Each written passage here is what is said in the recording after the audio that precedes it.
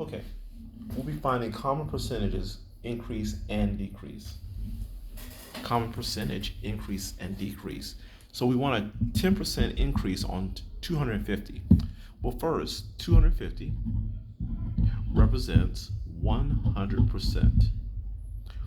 What represents 10% is by moving the decimal over one time and getting 25. So 25 will represent 10%. Since this is an increase, we're going to add these two together. So 5 and 0 is 5, 5 and 2 is 7, and then 2.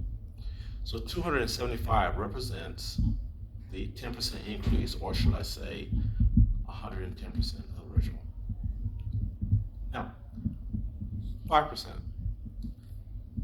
increase. So 250 represents 100%.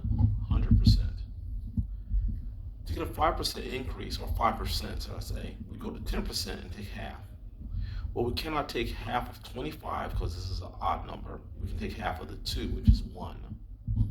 We cannot take half of 5. So I'm going to add a decimal and a 0 here. And what we get now is a 50. Half of 50 is going to be 25. So again, we add a decimal and a 0 here. And half of 50 will be 25. And this represents 5%. Now let's do an increase.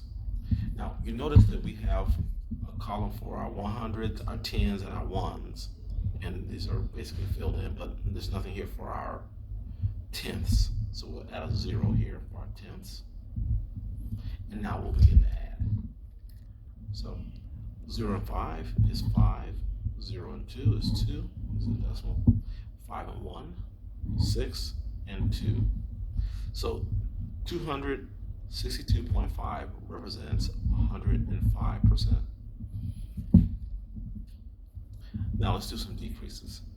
We want a 20% decrease. So let's start off with 250. That represents 100%.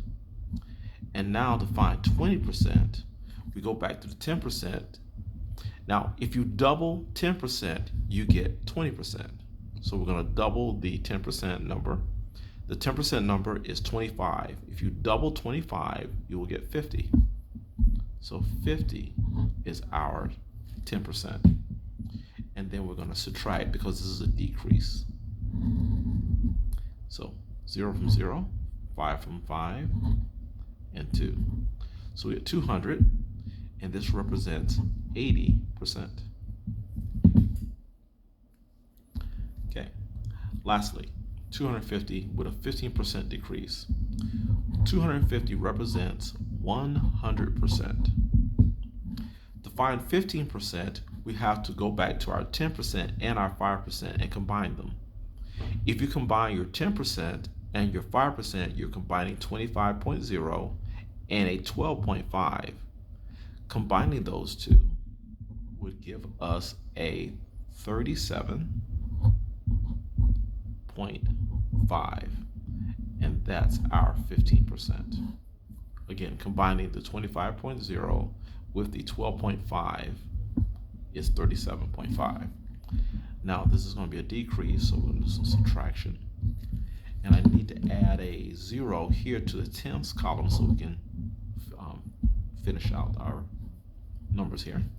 So we cannot take 5 from 0, so we'll borrow. We cannot take any numbers from 0, so we have to borrow from the 5.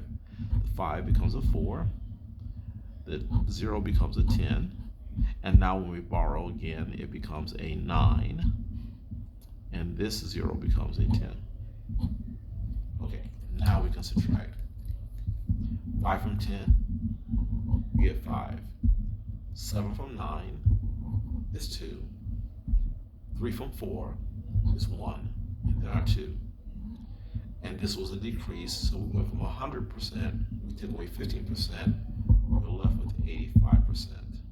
And don't forget your decimal here. So this is 212.5.